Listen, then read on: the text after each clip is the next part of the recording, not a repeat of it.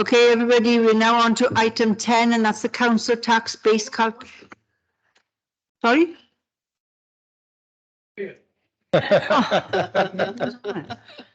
Okay, item 10 is the council tax base calculation 23-24. Is leader? Chair, happy to move this report unless Mr. Smith has got anything to add.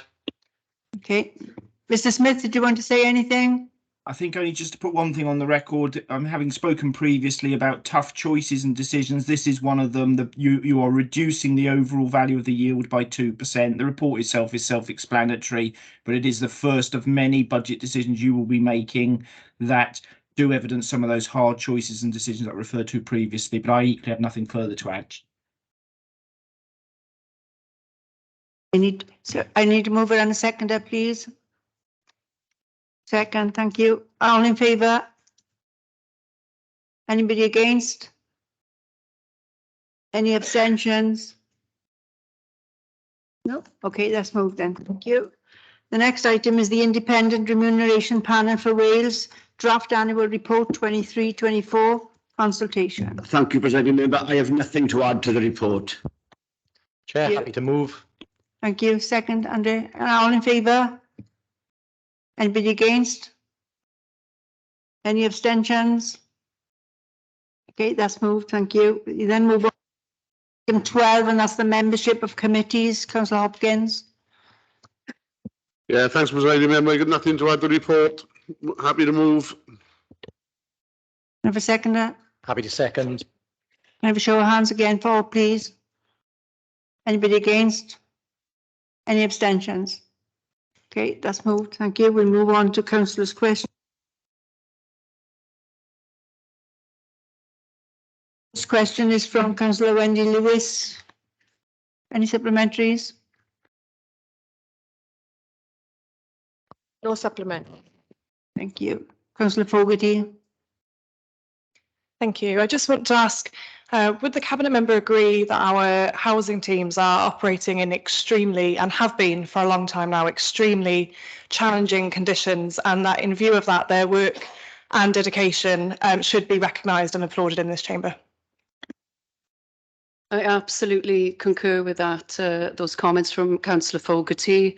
It's true that our teams have worked and it's been outstanding throughout the pandemic. There's never been such great partnership working either with third sector partners and housing associations. Our teams, quite frankly, are seriously exhausted, in all honesty, right now, because rather than post-pandemic, we're seeing the numbers decline. We're actually seeing the number of homelessness presentations going up and up. And I think we will continue to see that with this cost of living crisis and the impacts that we're seeing in terms of the energy bills. It's putting pressure on families in terms of increase in domestic abuse. People have a number of reasons for fleeing their homes and looking for refuge and an alternative home and roof across their head. So yes, I do pay serious credit to our teams. The homelessness teams are working flat out, housing options as well. I won't name the organisations because the list is long, but I'm really grateful for the opportunity to raise this this evening. So thank you for the question. Councillor Black. Thank you, Chair. Can I first of all reflect the Cabinet Member's words in terms of all those who are working so hard in homelessness. I've worked with them and talked to them myself, and I know exactly what the pressures they're under in terms of tackling this issue, which is still quite large in the city. I know we've got a scrutiny programme committee of homelessness, so I haven't seen the Cabinet Member's report yet, and I know it'd be useful if we had some figures in terms of looking at the growth of temporary accommodation, how many people are in it, and also in terms of use of bed and breakfast accommodation, and whether we're able to keep to the pledge given by Welsh ministers previously to try to keep children out of bed and breakfast accommodation. So I know you can't give me that now, but it'd be useful to have that in the scrutiny programme committee. Thank you, Chair. Yes, you should. Yeah, I'm very happy and will be bringing that information and data to the committee.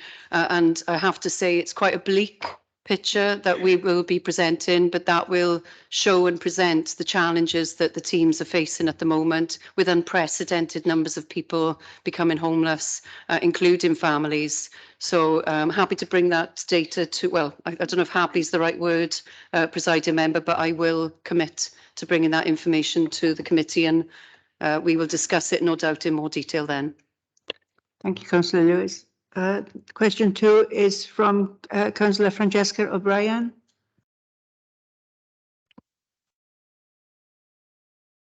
Thank you, Presiding Member. And yeah, thank you to the Cabinet Member for their response to our question. Our only supplementary is they write that they will review the aspect of the scheme for delegation.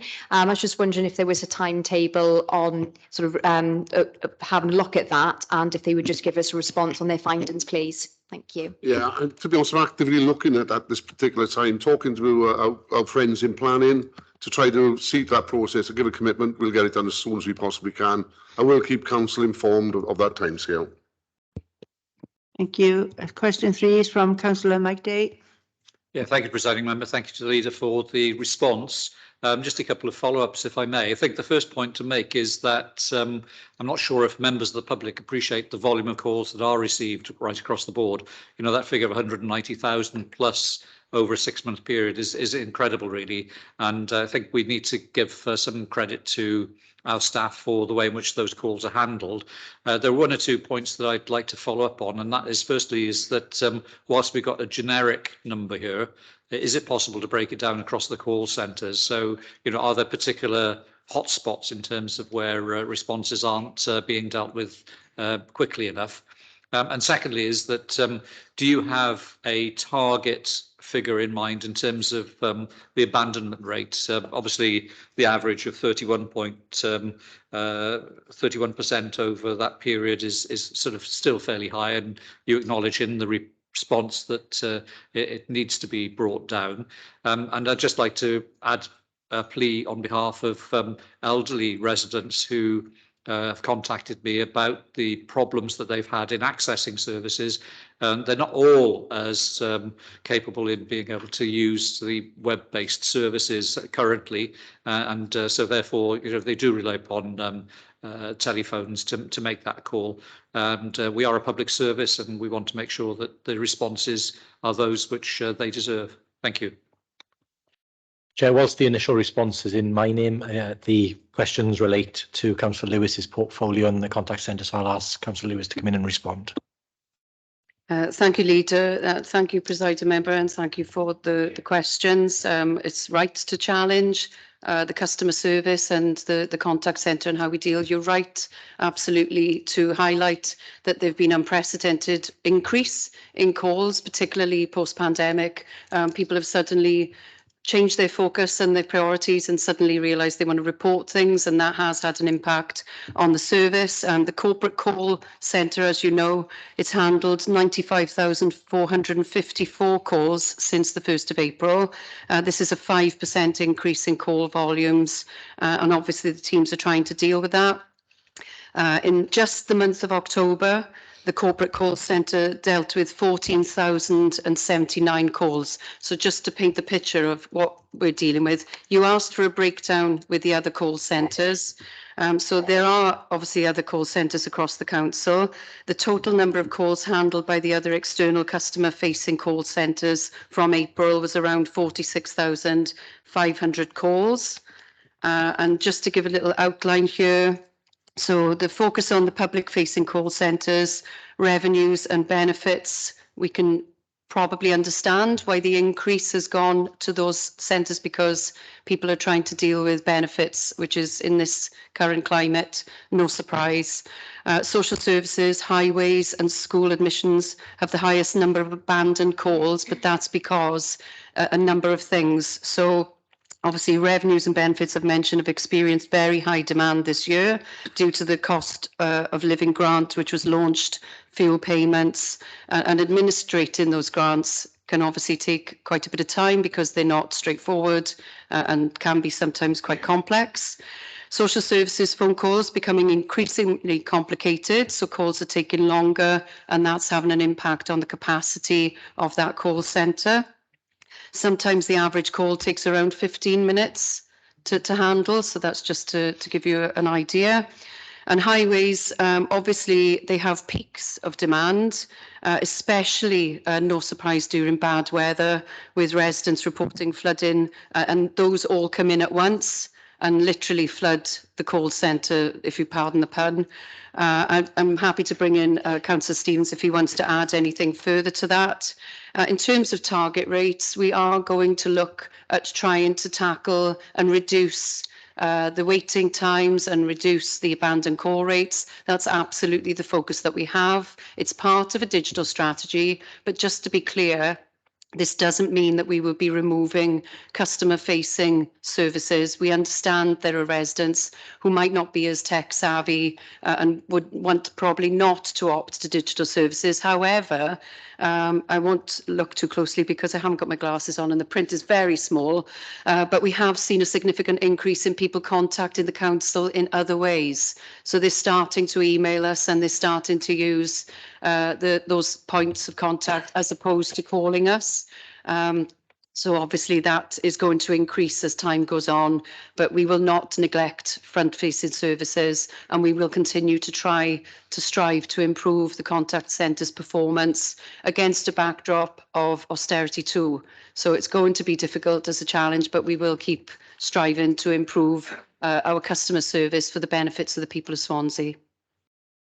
Thank you, Councillor Lewis. Councillor Stevens, did you wish to add something, please?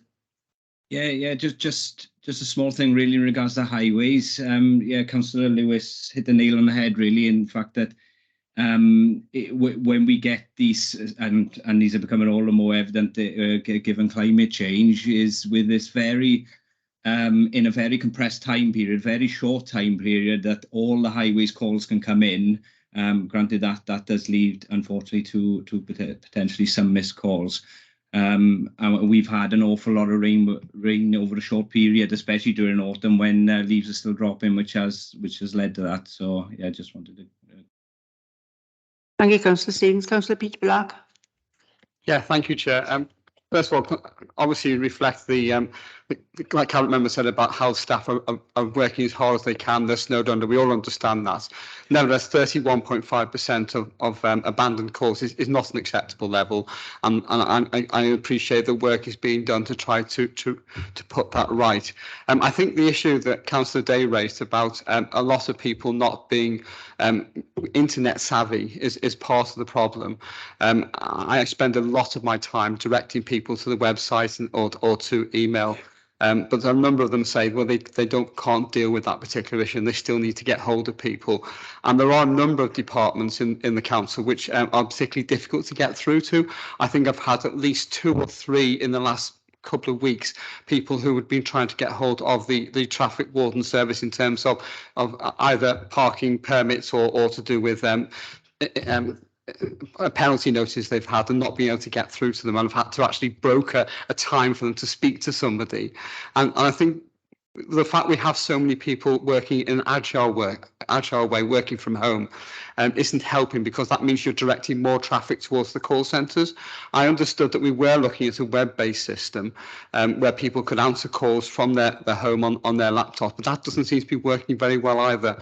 So I think we do need to review that whole system about when people are working at home, can they take those calls? Can we get through to them? Because I know if you ring the switchboard and you say, can I speak to the traffic enforcement section, they'll tell you that they're not taking calls. And that happens a number of times. People don't know where to go then, so they come to the councillor or they give up altogether. And that is a matter of concern, that there are parts of the council which appear to be inaccessible to those who are not internet savvy. Thank you, Chair. Councillor Lewis, yeah. Yeah, all valid points. All I can say is that we are in the process of reviewing our contact facilities to try and improve, and where services are under pressure, we will look to answer machines and try and find different solutions to try and deal with sometimes a tidal wave of calls which are coming through. So yes, we are going to continue to strive to improve the services, and the points are made and noted. Thank you, Councillor Lewis. Councillor Rice. I'd just like to echo the points that Councillor Black just made there, and also could please pass on my thanks in particular to the benefits and council tax team and Julian Morgans for getting back to one of our local residents who'd recently been briefed and how helpful they are, knowing that it's very busy, but knowing the sensitivity of cases that they're dealing with them directly, and I'd like to thank them. One of the things is I may be from across the Severn Bridge, but for some reason, and I don't know if anybody else realises the same problem, when you get to the voice recognition element of the phone line, it doesn't seem to recognise many things. Yeah, it is something that we are aware of, and it is in hand. Thank you for raising it. We are aware that I think it's about somewhere around 50%. Sometimes words are not recognised. That might have something to do with the Welsh language, possibly, and sometimes people's names. I know that Robert Francis Davis is one of the ones that the system struggles with for some unknown reason, and Alison Pugh apparently. So yeah, so as we're aware of them, we keep updating the system and upgrading it to deal with that and to try and mitigate against that. But appreciate you raising it. Okay, we move on to question 4 then, and that's from Councillor Francesca O'Brien. No supplementaries, thank you. Question 5 is the Councillor Rebecca Fogarty. Yeah, thank you, Presiding Member. And thank you to the leader for such a comprehensive and frankly inspiring response to this question. I mean, it's just yet another example this evening, isn't it, of the forward-thinking, innovative and ambitious vision that this administration has for Swansea, and stands in direct contrast to the disastrous and backward decision-making that we are subjected to at Westminster. I'd like to ask the leader if he can give us any more detail, in light of the cost of living crisis and the energy crisis that we face, of the tangible benefit of the Blue Eden scheme to Swansea residents in terms of energy. What can they expect to see? Thank you. Thank you, Councillor Fogarty. And I must pay tribute to the work that our new Chief Executive, Martin Nichols, has done over a number of years now to assist in moving forward with the revised proposal. He is a true driving force behind some of the work that's been done, and should rightly take credit for what's been done. In terms of the scheme, though, obviously some of it is still commercially confidential in terms of the discussions going on, but there is an ambition there through the consortium partners, if possible, to not just establish the lagoon and all of the elements that people will be aware of in the public domain at the moment, but through a private wire arrangement, potentially provide fixed price energy to households, in up to 45,000 households in Swansea for an extended period of time. I'm sure, you know, if we can get the numbers right on the project, work with the really impressive consortium partners to deliver that, the experts like Siemens that have been announced, then giving price security to so many homes in Swansea is going to be a major benefit to our residents. And I am really pleased that not just here in Swansea Council we're taking that approach, but the Welsh Government as well. And I just wish that we hadn't lost a decade of investment in renewables by the decisions made by the Conservative Government in London. Thank you. We move on to the next question, and it's from Councillor Francesca O'Brien.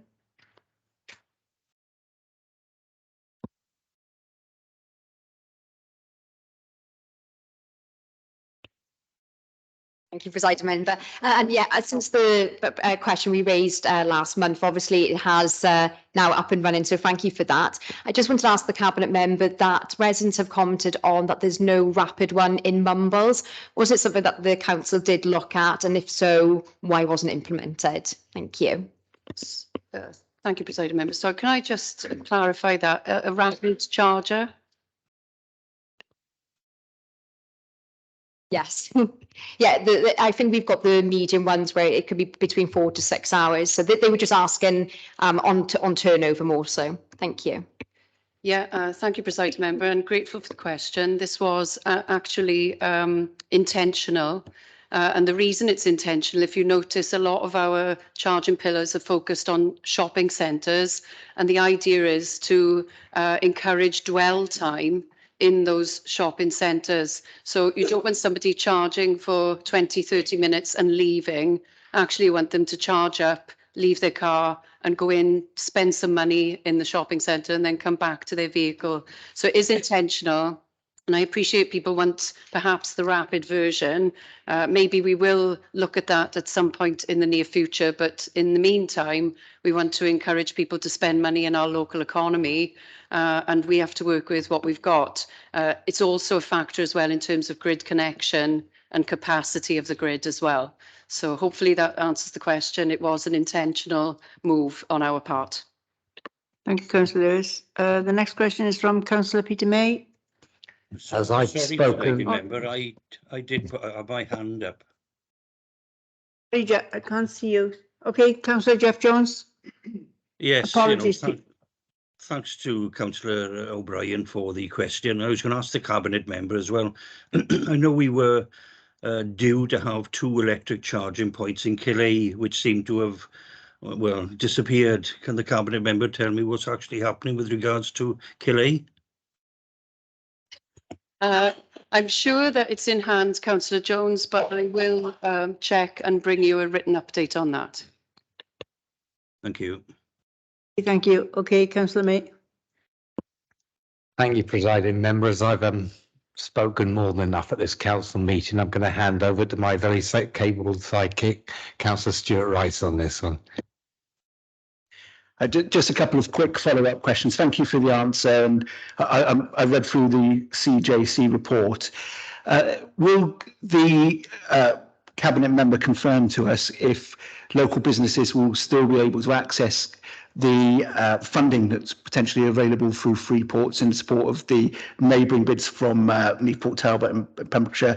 And has analysis been done of the potential disadvantage that will now be the case if Newport Talbot and Pembrokeshire have some of the elements of the Freeport and the reductions in taxation? Thanks, Presiding Member. On the first point, I will go in and check that, but of course, elements of the bids remain commercially confidential, so I may not be able to answer that directly immediately. In terms of the second point around displacement, clearly it's of a concern. Anywhere where a Freeport is created, there is a potential for that, but it is something we've raised and discussed at regional level. We remain supportive of the Freeport bid, and of course, given its proximity and alignment with our ambitions for the Lagoon and the Blue Eden development in Swansea, the Freeport bid based on renewables would seem an appropriate opportunity. So we are assured as we can be, I guess, that the displacement issues are not something that will be detrimental to Swansea. But again, it is something that we have raised and have discussed in recent months. The next question is from Councillor Francesca O'Brien. Thank you.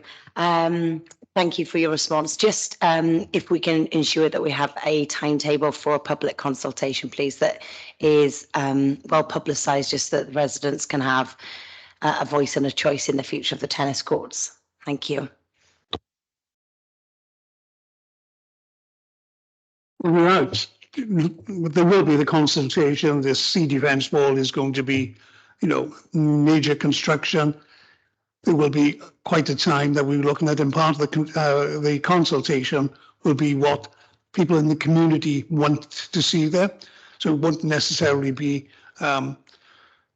tennis courts, might be tennis courts. Therefore, there's also a lot of demand for people for more parking along with leisure provision. So I think we shouldn't decide what the consultation will come out at, but I think we need to get the consultation. But I think it all depends on how long the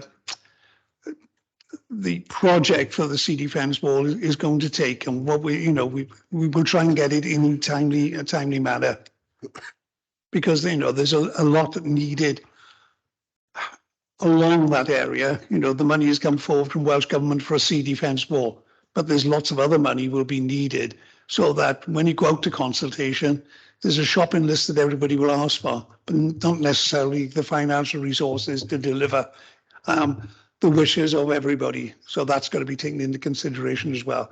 So at this moment in time, no timetable can be given, but I hope to make it a timely decision. Thank you, Archie. The next is the councillor Fiona Gordon. Chairman, before we move on to the next question, I wonder could Councillor Dirk confirm to the meeting that he's got nothing rude poking out the front of his chest?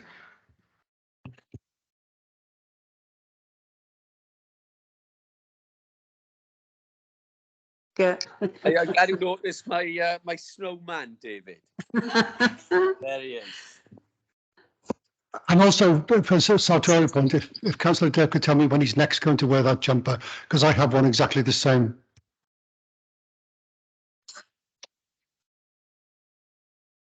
So isn't it chaos here? Okay, the next question is from councillor Fiona Gordon, sorry. Oh, Mike, councillor Mike Lewis, do you have any supplementaries? No supplementaries. Okay. Is councillor Gordon online? I'm not sure she is. No? No. Oh, I apologise, Chairman. I seem to have put an image in people's mind now that they can't actually forget. yeah, no. Councillor Fiona Gordon, did you have any supplementary? No. Chair, could I ask a question, please, on this? Thank you, Chair. Could I ask the if it weren't for this fund being available, that a lot of organisations wouldn't have been able to achieve their ambitions?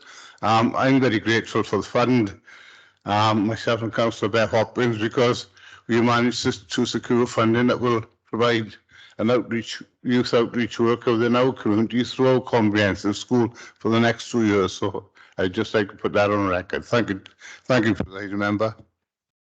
Right. Yeah, thank you, Councillor White, for that. And we were very pleased to be able to support that request, despite obviously the challenges that we now know are there. The Economic Recovery Fund, as you can see from the answer, has delivered so much across all wards of Swansea. And, I'm very proud that this administration were able to put that in place. I'm just sad that we've had to suspend this year's Economic Recovery Fund because of the decisions made in London, because had we not been forced to do that, of course, members would be able this year to put further applications in to put bids in that their communities need. So, another direct response and implication of what happens in London affecting the communities here in Swansea. Yeah, Councillor Graham. Yeah, I just wanted to add actually on this point, my predecessor, Clive Lloyd, had worked with an organisation in my ward for an extension of the Ashlands Community Centre. Clive and Joe had actually worked closely with that committee, and particularly Corinne McGill, who was instrumental in running the community group and campaigning and fundraising tirelessly to build this centre for the benefit of the community. Corinne unfortunately passed away just a couple of days before the outcome of the application, but I have had a conversation with her family, and they've told me how Corinne had obviously been very passionate, and she would have been over the moon to hear that application had been successful, and that this will allow the centre to grow much more for years to come, and it will serve as a lasting legacy really to her memory. So I just wanted to thank obviously the leader and everybody else that was involved in that ERF fund on behalf of my community. So thank you. Yeah, thank you, Councillor Gwilym, and again, appreciate the work that you and previously Councillor Clive Lloyd have done on this project, and I'm sure Corinne's family will be equally as grateful for what will be delivered as a result of the ERF fund. Leader, the next question is from Councillor Francesca O'Brien. No supplementaries. Okay, question 11 is from, oh, sorry. Sam, I can't think of your name then, sorry. I try and forget my name too sometimes. I appreciate the response from the cabinet member. It's just and it's difficult with resources, as has been mentioned in this council already. I just wondered if the cabinet member could put some consideration into the King Canute-esque problems we have with sand on the seafront. There is always blocking drains, making the path impassable, and whilst it might be difficult to move the seawater around, maybe we can some consideration for how we clear sand post storms. In the cabinet member's absence, I'll pick this one up. My understanding is our teams do react, and we do have a specialist process for removing sand from the seafront. Unfortunately, once the sand is obviously off the beach, it cannot then be put back onto the beach because it's considered to be contaminated and therefore has to be disposed of. But obviously, you're able to use your community budget as well as your CWAT teams to supplement the work that the dedicated team do. So I think a combination of all three should hopefully provide for an improved position. You move on to question 11 then, and that's from Councillor Wendy Lewis. No supplement. Thank you. Question 12 is Councillor James McKettrick or Cheryl Philpott. None of them. Mike, did you want to speak? Sorry. Thank you, Presiding Member. Thank you for the response. I think we all agree that Singleton Park is a jewel in the crown for the whole city and needs to be protected as much as possible. And I know how distressed the officers were when they saw the damage that had been caused by the particular events. We can't do anything about the weather, quite clearly, but just to follow up on that is that, first of all, there is reference made to the promoters being charged. Do we know whether that's been done and whether remedial works are in hand which are being paid for that? And secondly, in terms of planning for future events, because we all want to see those events taking place, can there be consideration being given to ensuring that there is proper supervision in place at all times of the contractors to ensure that the damage is not caused in the first place? Reparation is one thing, but I'm sure we'd want to be involved in prevention rather than reparation. As you know, the events team is a small team. And in fact, right through the summer, they do not stop, whether it's events in Singleton Park or on the promenade or right throughout the city. But a small team. So therefore, when somebody comes along to hire the park, their contracts that they're engaged with, people give us assurances for setup and for get out, and we've got to accept that that is going to happen as per the contract with the people. Unfortunately, we sometimes get a contractor who is not adhered to the contract as it was laid out and has caused damage. We will then pursue those to ensure that they will put right the damage caused. The last few weeks, I've unfortunately been off ill, so I'm not right up to date. So I don't want to make up an answer for you, but I know that the officers are pursuing to make sure that we get it right. Unfortunately, we do get a lot of bad weather. When people look at events on television, we see Glastonbury, where it's almost become customary for people to take, and they seem to have floating tents and they need waders rather than sort of the footwear they take with them. But it's the parks seem to do a very good job in reinstating. By choice, would we want this to happen? Of course not. We are looking at putting better access in and out on there. We need to get better drainage in the park. But when you have events on which over a year will attract 100,000 people, we do get, unfortunately, some damage. Not ideal. We don't welcome it. But if contractors do not adhere to this, when they come back, they won't be there again. And so therefore we will make sure that we look after the park as well as we can, but making sure we get a good balanced events on for all the people of Swansea. It is a Swansea park, and unfortunately, as I've said, we will get damage from time to time. It's not the first time, it won't be the last time. All we can do is try and take reasonable precautions to make sure that we treat it with the respect it deserves. Presiding Member, could I just clarify that nothing in the question or the follow-up was meant to be any critical comment on the events team? I think they do a remarkable job, as you say, and I know that they were equally distressed by the damage that they saw, but it's a question of supporting them when needed. Thank you. Thank you, Rebecca. You're quite right. They do a great job. We're always trying to get more events. We're always looking at having events that will be welcomed by the people of Swansea. Unfortunately, sometimes you get a rogue contractor that doesn't adhere to the time that they're going to go out and how they're going to leave and when they're going to leave. And we've seen the damage that has been caused. Fortunately, the grass will grow again. And I've seen it over the years many, many times that we're in despair looking at it, but given a few months, it's back to as it was. But we would rather not have that damage in the first place. And I accept the way you asked the question. I know there's no ulterior motive in it. Thank you. Councillor Jeff Jones. Yeah, thank you, presiding member, and thank you to the cabinet member for the response. I must admit, I've learned something. I think it's Singleton Park is classed as a working park. I was going to ask really, are there any other working parks actually in Swansea? And I know the cabinet member has espoused really the benefits actually from these.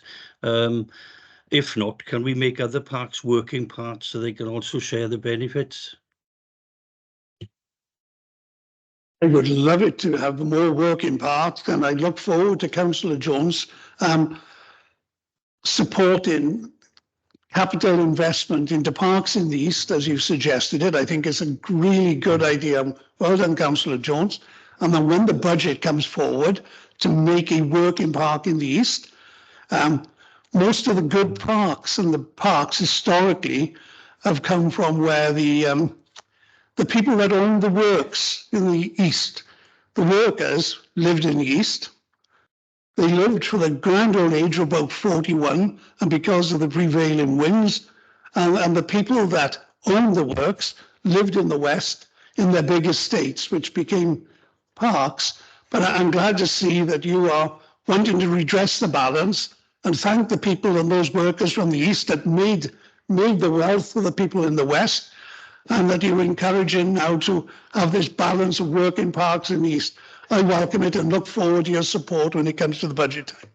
Yes, you certainly will get my report, and I come from further east than you do, so.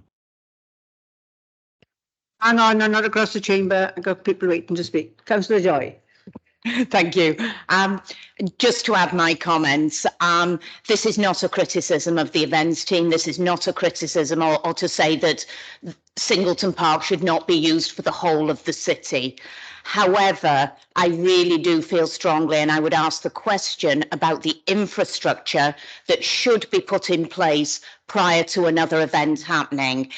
2 years ago, the park was absolutely devastated by the amount of mud and the way it was churned up by the contractors.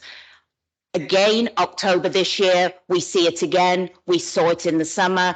It's an ongoing issue, and I just wonder at what point are we going to put an infrastructure in on those particular areas that are significantly affected. I would also add that the fan zone that is there at the moment, the amount of infrastructure that those external contractors have brought in is actually really, really positive and really good. The size of the articulated trucks that were coming in and didn't do any damage because of what was brought in was positive to see. But previous to that, in the other events where the contractors have come in and been absolutely blatantly uncaring about our facilities, I think really needs to be addressed. And I think perhaps it needs to be looked at that the infrastructure is put in, particularly at the top end of the park, before we have further events, rather than waiting for further catastrophic scenes like the ones that we currently have with the mud and debris around that area. Thank you. Okay, are you going to answer? RFJ was going to call it. Well, I'm very happy again with the support coming from members when we look at budget time and what money we need to invest in the park. The World Cup has happened in October.